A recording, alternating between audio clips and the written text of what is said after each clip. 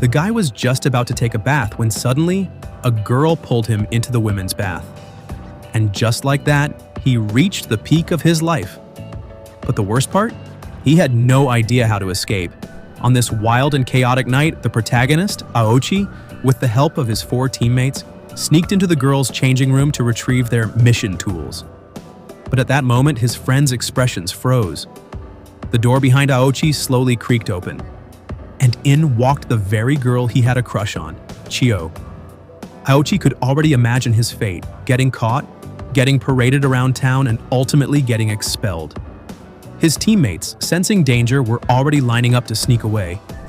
But to everyone's surprise, Chiyo was extremely nearsighted. Without her glasses, she mistook Aochi for her bestie.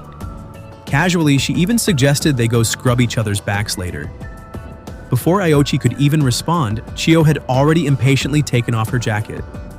Aochi didn't want his crush to undress in front of others. Panicking, he tried to stall for time, blocking the view from a video call.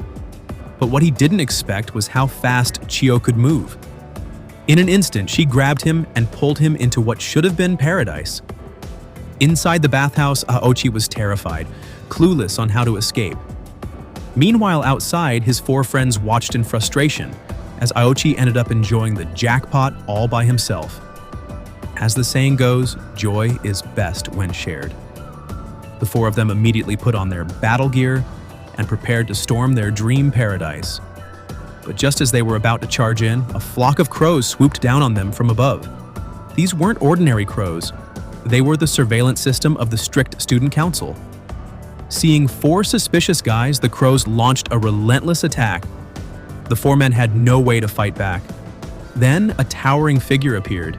The ultra-rich student council president wearing black stockings, 6-inch heels, and holding a leather whip. Their nightmare was just about to begin. Meanwhile, Aochi was still diving deep inside the bathhouse. This was an all-girls school with a male-to-female ratio of 1 to 200. Due to an expansion in admissions, these 5 lucky freshmen were the only male students in the entire school. It had been 2 days since school started, yet none of them had spoken to a single girl. Zhuge, a transfer student from another world, thought he was simply too handsome and was being shunned by the girls. In reality, the student council had issued a strict rule. No female students were allowed to speak to the boys. No matter how hard they tried, they failed every time. Then, during an exam, Aochi accidentally dropped his eraser right in front of Chiyo, the girl he liked. Noticing the unique markings on the eraser, Chiyo suddenly paid attention to this otherwise average-looking guy. The 2 immediately hit it off. Later, Chiyo even took the initiative to approach Aochi and chat about the eraser. That night, feeling incredibly bored, the 5 guys decided to go on a stealthy sightseeing tour of the girls' bathhouse. But they were caught red-handed by the student council. However, Aochi, who had accidentally gotten mixed in, managed to escape trouble. But the vice president refused to believe that Aochi wasn't involved. And so, the real trouble began. The 4 were being brutally interrogated. Every girl in the school was armed with various weapons, subjecting them to hellish torture. Their entire bodies had gone limp. Only their mouths remained stubborn. Seeing this horrifying scene, Aochi, who was hiding nearby, trembled with fear. Suddenly, a girl appeared behind him. She kindly handed him a survival guide for the school. It contained detailed information about the strict student council. But when he flipped to the last page, he realized the girl in front of him was none other than the president of the council herself. The next second, all 5 boys were captured. What hurt Aochi the most was that the good impression he had finally built with Chiyo was about to be completely ruined. The 5 of them were sentenced to a full month of imprisonment under the rule of the student council. From now on, they would be forced to attend special educational courses under strict surveillance. If anyone dared to escape, their sentence would be extended by another month. More than 3 attempts would result in expulsion. Fearing the embarrassment of being caught peeking, they had no choice but to obey the ridiculous rules. And so, from this day forward, they were forced to work like prisoners. Sometimes they would be beaten for not doing a task properly. Other times, they would be verbally humiliated.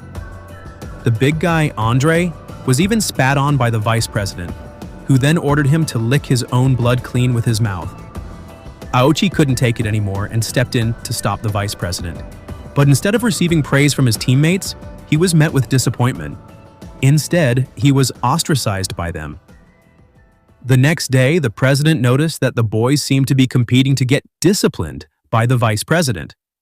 So she assigned another vice president, Kohana, to supervise them. Kohana looked sweet and innocent on the surface, but she was actually a karate champion. A single strike from her hand was strong enough to take down a bull.